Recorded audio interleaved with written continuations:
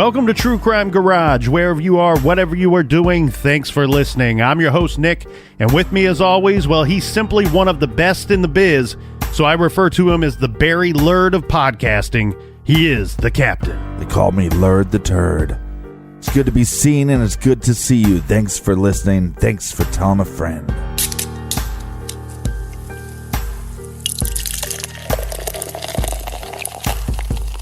Today we are drinking War Elephant by the fine people over at Rushing Duck Brewing Company. Garage grade 3 3/4 bottle caps out of 5. War Elephant is a double IPA. It's hoppy, malty, and I would say light citrus notes. And as one might expect from the powerful name, it is a powerful beer, big flavor, and a high ABV. This powerful brew is brought to you by this powerful crew. First up, we have Alex, and we are going to say that Alex is in parts unknown, which is very fitting because Alex is a truck driver. We have a lot of truck drivers that listen to the show, and Alex says our little garage show makes the miles fly by. So shout out to Alex and all the trucker friends out there. Stay safe on the roads, my friends. And in real parts unknown, we have Christy, who says each day she does some garage time because there's nothing like a little homicide story and the captain to get you through her day. Or get her through her day. Call me, girl. Call me. And in the Bronx, we got Michael. Big shout out to you, Michael. And in that state up north, we have Rachel in Grand Rapids, and we also have Jill from Holt. And a big we like your jib to Gia in Lakeland, Florida. And a cheers mates to Stephen from Suwanee, Georgia. And last but not least, a shout out to David in the CSL Knoxville night shift. Yeah, and a big shout out to anybody rocking the night shift. So thank you, everybody, for all the cold beers for this week's show. If you want to help us out with next week's show, go to truecrimegarage.com and click on the donate button. And that's enough of the business. Gather around. Grab a chair. Grab a beer. Let's talk some true crime.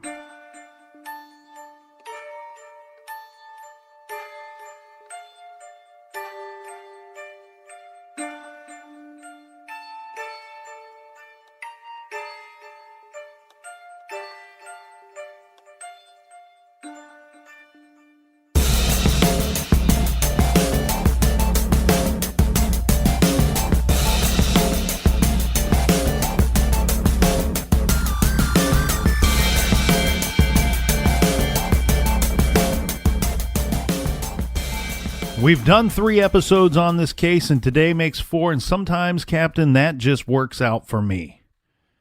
It works out well for me, well for my ostrich brain that I'm walking around with, right? Mm-hmm. So sometimes, in most of the case, this is the scenario that we cover a new case each week. So we have but 5, maybe 7 days to research it all, work through it, record it. It's like a damn tornado. Mm-hmm. Well, these 4-part cases are a little different. We get just about 2 weeks to kind of tear through them and maybe see what's going on a little clearer. So when we are provided with that luxury, I like to kind of take a look at it and form an opinion after I've digested as much information as I can. So sometimes for me, it's like comparing following a trail of breadcrumbs rather than reading a choose-your-own adventure book. Okay. So here, and I like to do this when I think it applies, and what I'm looking for is this. I'm looking for something that seems to be the truth in regarding my opinion of what I think could have happened to Jeannette DePalma. So going back to our victim here, and as we discussed our victim, what kind of person is she? Was she a wild child, or was she a good girl? We heard everything all over the shop there, right? The witnesses, as we said, all over the shop when it came to her character and her personality. Yes, a lot of speculation. Then when we get to where she was last seen, walking, and then some dispute about whether she went to a house or not. Mm-hmm. So I want to get into some things that I found a little strange, and when it boils down to maybe what Jeannette was up to on that day, on that day that she went missing. So what can we learn by her behavior from what witnesses has told us, from what people have told us she was planning to do that day? The first thing we hear is that she was going to go to a friend's house. But the way that it really boils down, Captain, is that it sounds to me like she was trying to get out of going to the friend's house. She woke up that day. She called her friend. She was supposed to be there in the afternoon, and she said, you know what? She told her friend, I can't go to your home. My mother will not let me. I have some cleaning and some chores that I'm supposed to do, so therefore I will not make it. Later, her friend says, well, no, we've set up these plans with these boys, and I only set up these plans because you told me you were going to be here, so you have to figure this out. You have to be here. She says, okay, I'll hitchhike a ride. I'll hitch a ride and make it to your house. I'm doing a little assuming here, Captain, but I'm assuming she was trying to ditch her friend because then she tells her mother that she is going to said friend's house. Right. Mother grants her permission all of a sudden.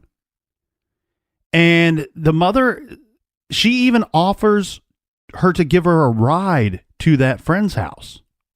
Yeah. And Jeannette says, no, it's a nice day out. I'm going to walk and I'm going to go to the train station. Then we see Jeannette asking her sister if she would like to walk with her, stating to her sister that she was going off to see a boy. And her sister recalls even the name Tommy, but knows nothing else of this boy or this person named Tommy. The sister says no and has plans of her own and won't be walking with Jeannette that day. From there, Jeannette phones another friend looking for, and this part is not clear, but either looking for a ride from her friend or for her friend to accompany her on foot. Regardless, she didn't seem to be looking to go alone to me, wherever she was heading that day. And the thing that I strongly question here is Jeanette's intent. Was she really planning to go to her friend's house? She failed at the attempt to cancel those plans, tells her sister that she's going somewhere else, and then turns down a very convenient ride from her mother. If you're in a hurry to get to your friend's house that day, you take the ride from your mother. Right. If you might be going somewhere other than where you told your mother, you don't take the ride. You turn down the ride.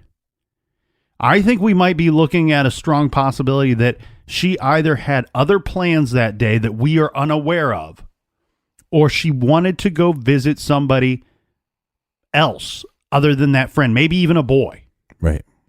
If she did have plans to go out, I really wish someone could come forward or someone could piece together where and with whom those plans were to be. Yeah, but you can speculate a little bit. I mean, based off what the sister said. Mm-hmm. She's going to go see this boy. I would really like to know why that person never came forward to tell us that they had plans with Jeannette that day, but yet she never arrived. Mm-hmm. Because then you got to put a big circle around that person. So I strongly think that one of two scenarios played out something like this. She went somewhere and met someone, and they spent some time together that day, and she went off walking to God knows whose house. But while walking, she accepted a ride. Now, here's my thought on this, Captain. Whether she went searching for a ride or whether she accepted a ride. In my opinion, this would be from someone she knew or from someone that she may have wanted to know. Mm-hmm. And I throw that in there for a couple of reasons, okay? One thing that we heard about Jeannette when we talked about her personality and her victimology, let's say, was there was a big question about hitchhiking. There was half the people said she would never hitchhike. We hear her tell her friend she was going to hitch a ride that day. Then we have the other people saying, yeah, it was pretty common. You know, we did it, she did it, everybody did it. What I did hear time and time again, the one thing that didn't seem to be as much confusion as whether she would hitch a ride or not, most of the people that were saying that if she were to hitchhike, Jeannette was not stupid, that she was not going to take a ride from someone she didn't know. Okay, but I threw in the possibility of someone she maybe wanted to know. Mm-hmm. And what I mean by that is, could an older boy have slowed down and offered the girl a ride? And what I mean by this, I don't mean like a 30-year-old man comes along in his dad wagon and he's like, "Hey, you want to ride?" You know, Jeanette's 16 years old. Mm-hmm. She might have accepted a ride from, we know you had to be 17 and a half in those days to have your license. What if she got in the car with somebody that was 18 or 19, 20, 21 even? Someone that looked to be in her age group. Someone that looked the role of somebody that might run in one of her circles or her friends' circles. There's a very suspicious story here to me.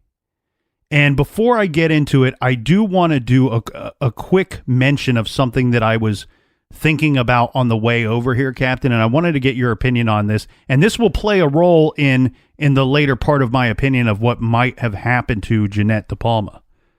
One thing we didn't talk about yesterday, it didn't hit me until this morning, but when we talked about Red, the houseless man that lived in the woods, one thing that we didn't discuss was, remember when they found Jeanette's body on September 19th, 1972, they were looking through the woods. They were combing that area. They arrive at the cliff known as Devil's Teeth, and they find her body up there.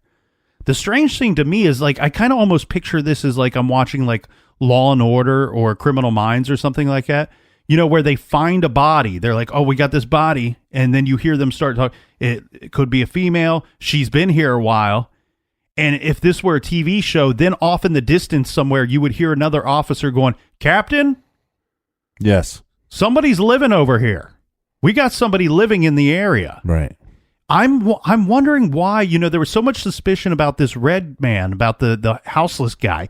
Why so much suspicion about a guy that they didn't seem to come across his dwelling when they were out looking for her body. Right. Like, wouldn't that be like the biggest of red flags to you if you happen to find a body in that area?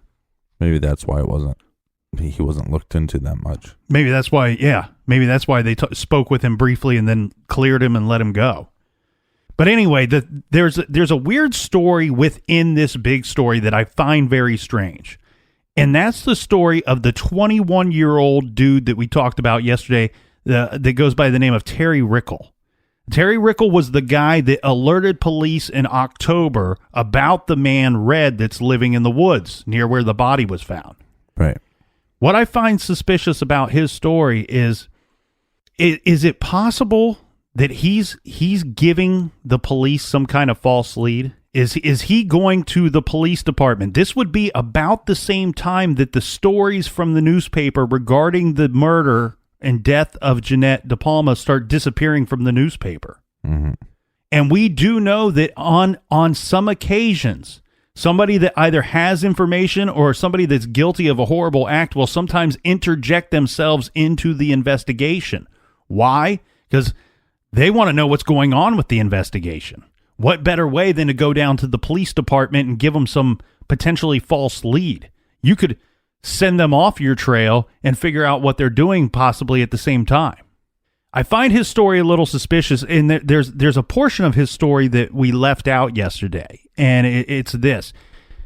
He seemed to, one, know that Red lived in that area. Two, he seemed to be able to point out to the police that he believed that Red had left that area sometime shortly after Jeanette's body would have been placed there. Mm-hmm. His reasoning for knowing about Red and for knowing about, knowledge about the area and maybe even Red's timeline is this. He states that some of his friends would on occasion spy on this Red character. And the reason why they would spy on him is because sometimes, remember, he was getting paid in cash. And a lot of times he would come back to his little campsite, let's call it, and he would bury the cash or he would hide his money in different places. And supposedly these, I don't have the ages or the names of these guys that he tells this story about to the police. Mm-hmm. I'm assuming they're roughly his age. So let's say men, that they would be over the age of 18. That these guys are watching this Red guy hide his money, and then when he goes off to work, or when he's not in the area, sometimes he would go grocery shopping, they would come up and steal his money. Possibly a reason why he left the area. Yeah, very good point. If somebody keeps showing up while you're gone or in the middle of the night and stealing your money, you might leave the area just for that purpose. The thing I'm getting at is I don't know how much suspicion or how much shade to throw on this Terry Rickle. Maybe there's none that needs to be thrown on him at all. I'm just getting at that I find his story a little suspicious, and I'm also wondering if the police, upon hearing his story and hearing the detectives hearing his story, now we know they followed the red angle, and they started looking into that, and they started looking for this man known only by the name of Red. I'm wondering if how much they checked into this Terry Rickle guy or his friends. And furthermore, if Terry Rickle knows so much about the area, about that specific area where her body was found, and his friends are on occasions watching the area, how come they didn't see anything suspicious? How come they didn't have anything more suspicious to report about this? I find the whole story either made up. Maybe it's just made up. Maybe he had some reason to not like this Red guy, or maybe he was just scared of this guy that lived in the woods, and he kind of goes, "Oh, I read in the paper they found her body there. I think that's where that guy lives."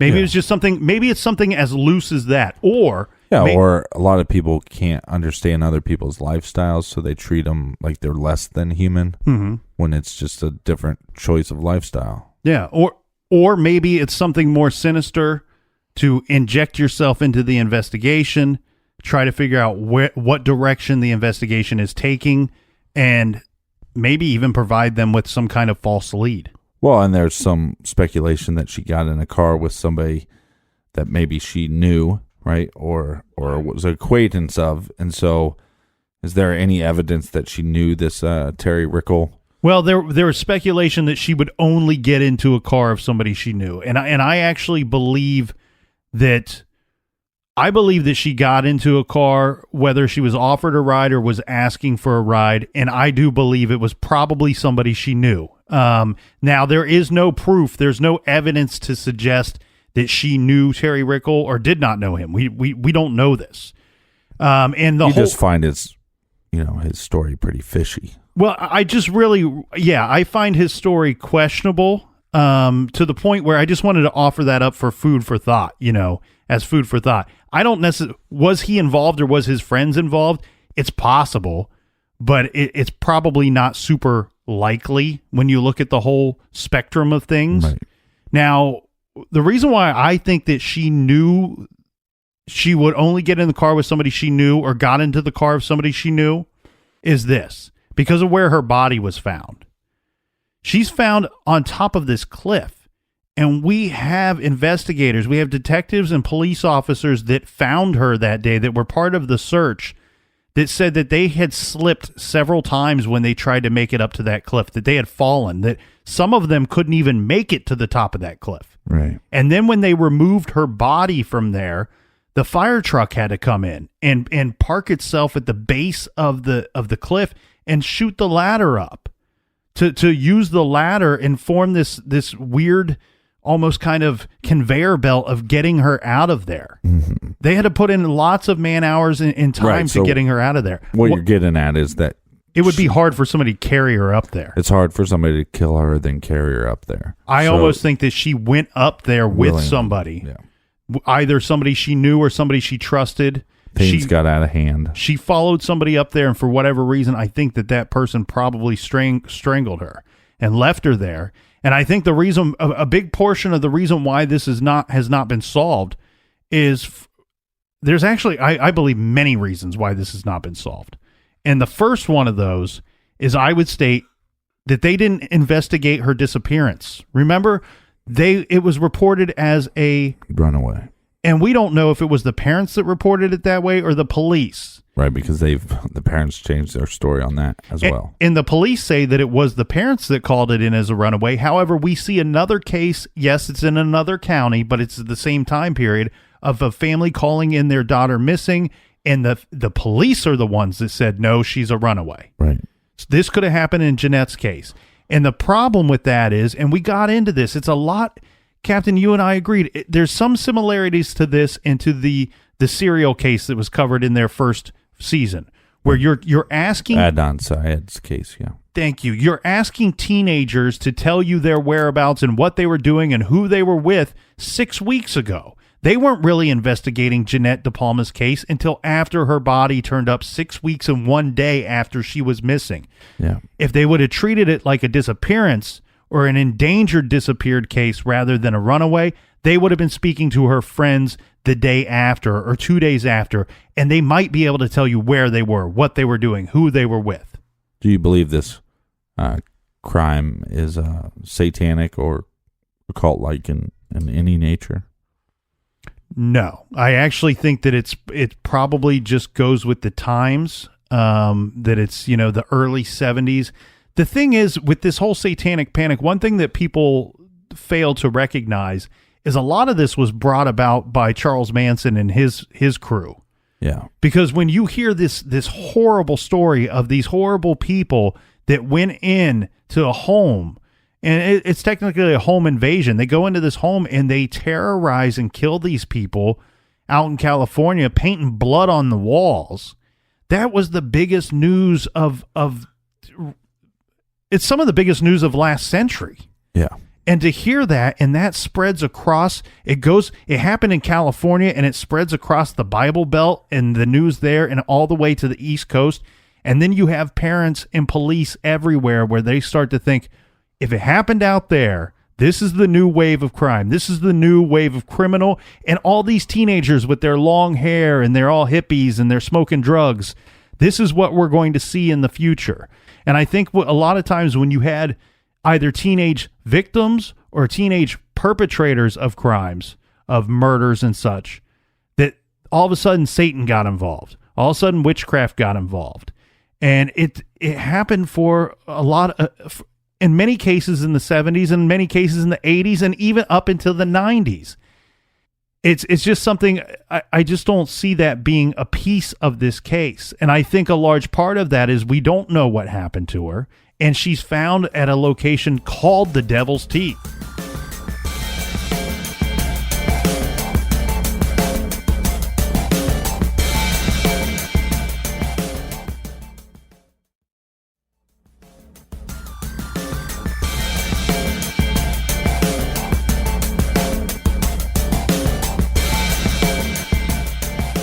All right, we're back. Cheers, mates. And we're very happy to be with author Jesse Pollock. He was one half of the author duo that wrote the book Death on the Devil's Teeth, the strange murder that shocked suburban New Jersey. So, Jesse, since the book has been released for a couple years, where are you guys at currently on this investigation? Well, the interesting thing with Mark and I is, with the benefit of there being a magazine, the letters have kind of never stopped coming in. The first letter they received about the case was in 97 or 98, and it's just been a stream of them every year since then. So even with the book coming out in 2015 and a lot of things being answered, with all of the additional questions that the book has opened up, we still have been getting all these letters regarding suspects, the occult connection, possible related cases. And, sometimes they turn out to be nothing, but other times we found some very, very interesting things.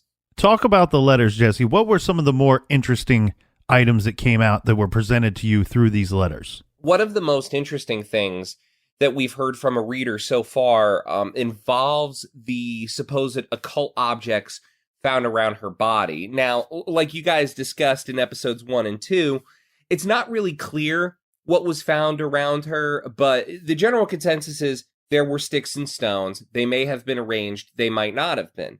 They may have just been a cross and some stones above her head. They may have been a trapezoidal perimeter of logs, that description appeared in the newspapers. So, assuming that newspaper description was true, the trapezoidal coffin-shaped perimeter, we just thought, okay, it's supposed to look like a coffin. And then we got an email from a guy about a year after the book came out, and he was saying, oh, I think you guys should know this. The trapezoid is the most satanic symbol in the Church of Satan. And I was like, I researched LaVeyan Satanism and even Hollywood Satanism, Satanism light, whatever you want to call it, all kinds of Satanism while writing Death on the Devil's Teeth with Mark. And I never saw the trapezoid come up. But then I did some digging based on what this guy said, and sure enough, there were interviews that LaVey gave in the 80s and the 90s where he does say that, the most occult object, shape, whatever, is the trapezoid.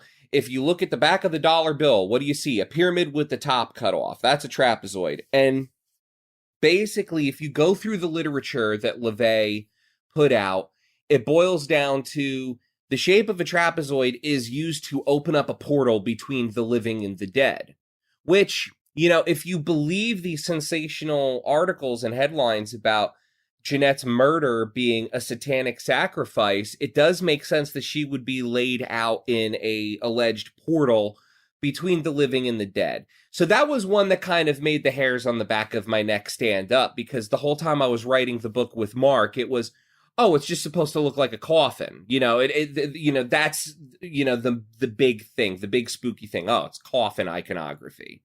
But then to get an email from someone and have it pan out that there is literature to back it up, that no, this shape is important in LaVeyan Satanism, and it's supposed to literally open up a portal between the realm of the living and the dead. I mean, it's really chilling to think of.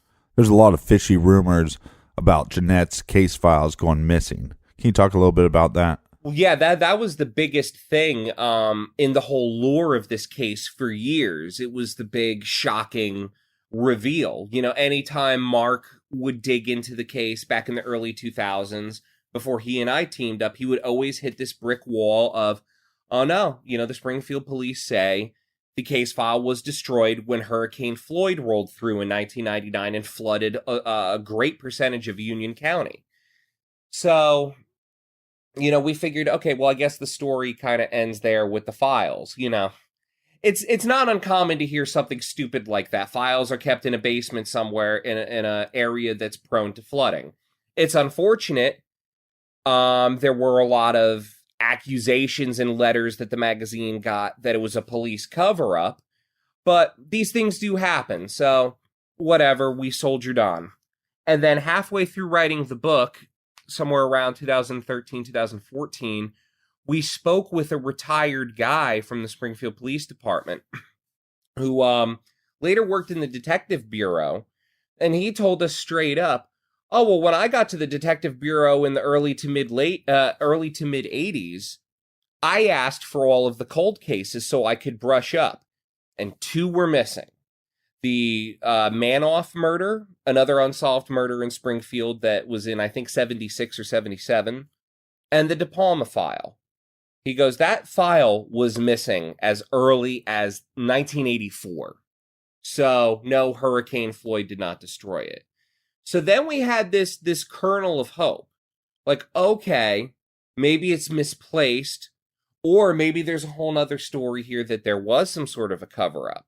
But either way, on the record, anytime we would send a Freedom of Information Act request or an Open Public Records Act request, the bottom line from Springfield was, no, it was destroyed in Floyd, and even if it wasn't, we wouldn't let you see it. It's an open case. The big development that came this past year, 2 years after the book was released, was I subscribe to a lot of newspaper archives online, newspapers.com, newspaperarchive.com, Ancestry, whatever. And I get these email alerts sometimes saying, hey, a whole bunch of articles have been added to the digital database about John List. Come check them out. So I logged in, and sure enough, there were like 50 new John List articles, saved them just for the sake of them being interesting. And then I thought, well, hey, when I checked this database a couple years ago, there was virtually nothing on Jeannette. There was a little bit on Joan Kramer, the other girl that was murdered the same week, only a couple towns over, but virtually nothing on Jeannette. So let me search her again. And sure enough, there were a half dozen new articles that were added. And there was stuff about Red, the guy in the woods. We found the correct spelling of his last name. It's Kira, not Kier. So now we have that alley to go down. And it mentioned this wanted poster for him that was drawn up, and it said something like 7,000 of them were distributed around Union County.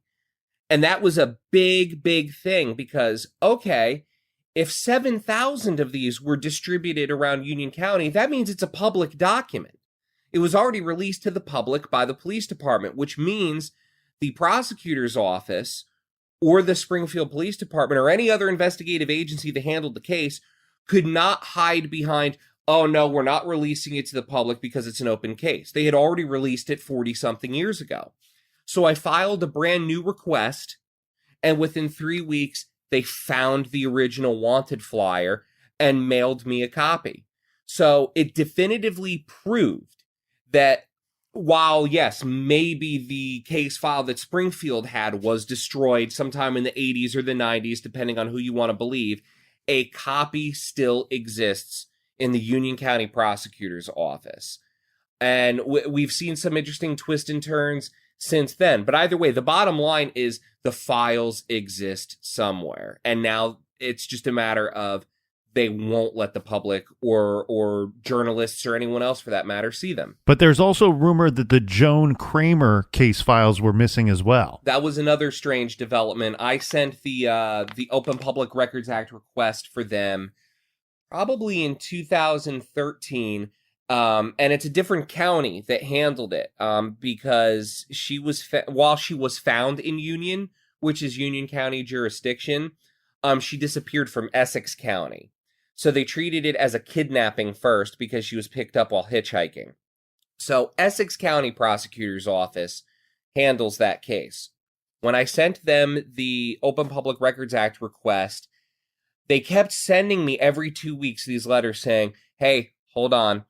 We're still trying to find the file. You got to understand, it's 40-something years ago. We have a lot of different storage facilities. Hang in there, though. We're going to find it for you.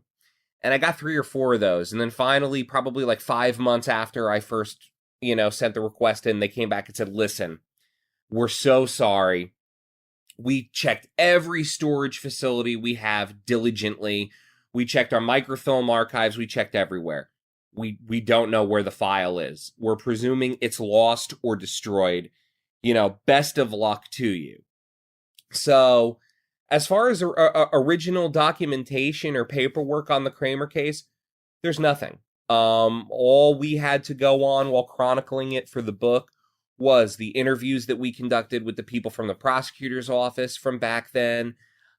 We interviewed her brother and sister, people that knew the prime suspect in that case, and the newspaper articles. That was it. So even if, say tomorrow, someone walked into the police station in South Orange and said, I killed Joan Kramer, here's why, here's how, and here's something that proves that I did it beyond a reasonable doubt, they would have a hell of a time prosecuting it, if at all, because her files are missing from the prosecutor's office. That's the investigating body that would handle it should a arrest be made. So, I mean, I guess that case is dead in the water over there as far as they're concerned. And do you have any updates on the Joan Kramer case as far as what you're working on? Well, the interesting thing about that was, when we first talked to the siblings, they had mentioned, oh, well, there was this guy that was arrested for it a few years later. Did you guys know about that? And we said no, because we were not going digital with this until later. We were old-fashioned with getting the information for this case. I spent many hours, along with Mark, in various public library basements going through microfilm reels. And the Kramer case, much like the DePalma case, just kind of fizzles out at the end of 1972 on these reels. So, we figured, okay, well, I guess they never found anything else. But her family, Joan Kramer's family, told us, no, there was a guy arrested for it 3 years later, this guy named Otto Nilsson. He was an accountant living in Maplewood, which is the next town over from South Orange. He used to live in South Orange as well. And they eventually found an eyewitness that put him at the scene when Kramer got into a car hitchhiking. And they tried him for it. And I said, well, what came of it? And they said, well, the prosecution didn't do a very good job of presenting the case, and he went free. The jury, acquitted him. And I said, well, whatever happened to this guy? And she said, well, a couple years later, he held some doctors hostages at a VA hospital with a rifle. And he was, he was condemned to an asylum. And that's where he died. He died in a mental institution. So, we started looking into this guy, this specter of Otto Nilsson. And, as far as we could find, we could not find anything that put him in Springfield the day that Jeannette DePalma went missing, only a week before Joan Kramer. But we could not find anything that didn't put him there because he worked for himself. He was a certified public accountant. He ran his business out of his apartment. So he could come and go as he pleased. There were no employment records or anything like that to show that he could not have done it. But the interesting thing was, when he went to trial, a lot of his previous hospitalizations for his mental illnesses came out in these articles, like dates, tangible dates, like, he was in this hospital from then till then, and then again from then until then, yada, yada, yada. And when we put them on the timeline, we realized every time this guy was let out of a mental institution, girls would turn up dead in New Jersey, strangled, left face down in the woods. And then the killings would stop as soon as he got committed again. So he was a very, very interesting suspect that we worked with for years, and we considered to be the number one suspect for a time. And then after the book came out, I got a phone call from a prosecutor who used to work in Essex County, and he told me, he goes, hey, I just wanted to call you because I was picking up some summer reading for a little trip I was going on, and I'm in Barnes & Noble, and I see your book, and I go, oh, well, that looks interesting, and I'm flipping through it, I'm like, oh, wait, I worked this case, the Kramer case. And he goes, yeah, you mentioned Nilsson. Nilsson is a very interesting suspect, but I don't think he killed Kramer. And I'm like, okay, so there was another suspect. And he goes, oh, yeah, there were a couple other. And so he tells me all about this guy who had been arrested for picking up girls, hitchhiking, and, screwing with their cars, kind of like the Zodiac did in the Kathleen Johns case, and picking them up and raping them. One he was acquitted for at trial, another one he was convicted. So we had this other suspect that we were looking at, and then sure enough, when this new newspaper article dump came on newspapers.com, all these articles that were not available to us when we were writing the book, there's the guy. And all of this stuff mentioned about him being a suspect in the Kramer case. So now, in the wake of the book initially being published, Mark and I now have another suspect that we're currently looking into to see if we can account for his whereabouts when Jeannette was killed, and when these other girls, like the ones up in North Bergen, if we can account for his whereabouts to see if he's a viable suspect in those murders as well. So, I mean, this definitely is not a situation where, oh, okay, the book's out, that's our take on it, we're done. The case has never stopped moving, and it's never stopped moving in incredibly interesting directions that can be backed up with the testimony of retired detectives who worked the case, or newspaper archives that we did not have access to, or case files that have suddenly been released to us. It's been incredibly interesting. So at the end of the day, do you believe Jeannette's murder was satanic in nature or a cult murder? And I've been wrestling with that question for 5 years now. It just, honestly, it teeter-totters back and forth. When we were, hell-bent on this being Nilsson, when all of the cards seemed to line up that he had not only killed Joan Kramer, but he had also killed Jeannette DePalma, we were like, okay, this is satanic panic. This is the New York Daily News and the Post trying to sell sensational headlines based on some things that her pastor, Jim Tate, had said in interviews. That was kind of it for a little while. We're like, okay, it was an undiscovered serial killer and some, goofy sensational headlines. But then we heard from one of Jeanette's friends, oh no, there was a guy that used to pick her up when she would go hitchhiking, this guy Mike. And I knew him. He was like a year older than me, and we went to the same high school, and there was a little bit of romantic interest there, and I had him over my house one time for a date, and he leaned in to kiss me and saw my crucifix and said, "No, sorry, I can't kiss you while you're wearing that. I'm a warlock." And he went on about how he had all of these occult beliefs, and she was like, "I know for a fact that Jeannette had gotten into his car a few times while hitchhiking." So I went back to Cindy, Jeanette's sister, and I said, "Hey, did a guy used to, an older guy at high school, guy with a muscle car, used to pick you and your sister up while you would hitchhike?" And she goes, "Yeah, it's this guy named Mike." So I'm like, oh my God, so this all lined up there, like, okay, well, let me see where this guy lived. And sure enough, he lived 2 blocks, only 2 blocks away from the corner where Jeannette DePalma was last seen alive, the corner of Summit Road and High Point. So I could place him at the last spot she was ever seen alive. She went to the Blattis house. She asked for a ride. Donna's mother said no. And so was it conceivable then that she could have kept walking another 2 blocks and, either saw Mike or knocked on his door and said, "Hey, I really need a ride somewhere." And then something happened that resulted in her death? Absolutely. There was that we were going on for a while. And then we got the email about the trapezoid. And then on top of that, another strange thing happened.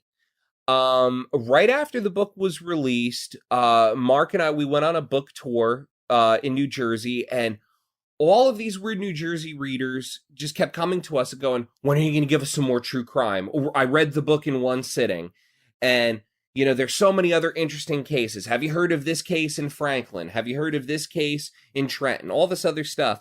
And so I said to Mark, I said, we've got like 40 issues to go through, to peruse through, where we've covered true crime here and there. Why don't we put together all of the best cases in one special issue? And he goes, yeah, do it up. So he gave me all of the issues that I didn't have, some of which were out of print. And for 2 months, I literally read every issue of We're New Jersey cover to cover multiple times, putting this thing together. And in one of the issues, I found a photograph.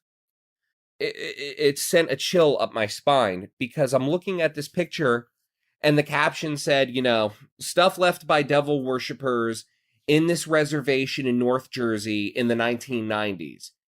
And it was a trapezoidal perimeter of broken branches and logs and an arrangement of stones in the middle. And it looked exactly like the newspaper account of what Jeannette was found in. So, yes, Nilsson is still a suspect.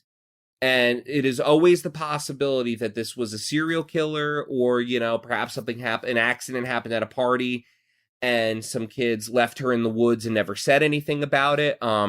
That's a theme that's explored in my second book about the Ricky Casso case that's coming up in the fall.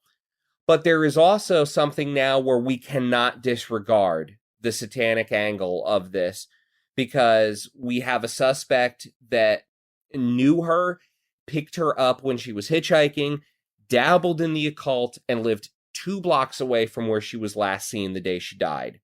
We have testimony from people familiar with occultism that the trapezoid is a significant figure in LaVeyan Satanism. And now we have photographic evidence from the 1990s, before we ever started looking at the DePalma case, of a similar arrangement that was allegedly found around her body being found in another reservation up in North Jersey. So, truth is stranger than fiction, right? You can't discount it. Jesse, I just wanted to take this time to thank you and your co-author, Mark Moran, for the wonderful book, The Death on the Devil's Teeth. All of your hard work in this investigation. This is certainly very well done, well put together. Yeah, it's great to shine light on a case. Well, hey, sure. And, thank you guys, too, because, I mean, this is a little book. It came out on a little indie press, Arcadia/History Press.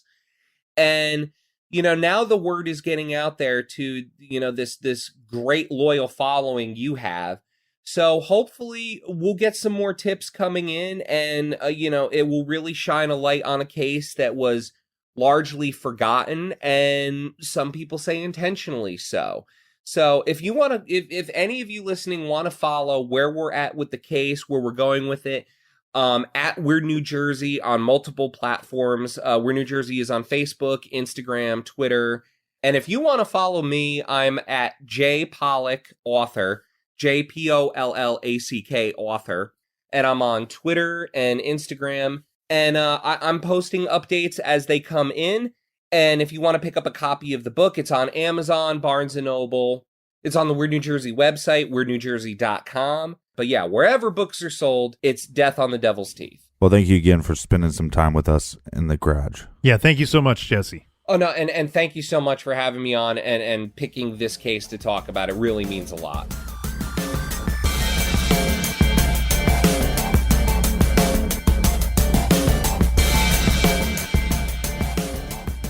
I want to thank everybody out there, everybody in the True Crime Garage Army, for helping spread the word about the show, and more importantly, spreading the word about each of these cases that we cover each week, sharing them on social media. The more eyes and ears that these cases reach, the better chance, the better hope that we have of someday providing a lead or solving one of these cases. Yeah, and we've been contacted by a lot of law enforcement and people that are working other cases that said, hey, because you covered this and because of your audience and because of your amazing listeners, we've actually got new leads to work on. Mm-hmm. And what's funny, Captain, is one of the things that we covered during this series, the John List case, it was solved through crowdsourcing. Yeah. It was considered one of the worst crimes of that decade and solved after 17 and a half years through crowdsourcing. So it is possible. And we thank everybody for helping out the garage. We thank you for listening, subscribing, and telling a friend. All right. So it's time for me to tell them the big news. I don't think we're allowed to talk about that yet. Okay. Well, sorry about that. Well, thanks a lot, Captain. All right. Well, thanks for listening, and we'll see you next week. Until next week, be good, be kind, and don't litter.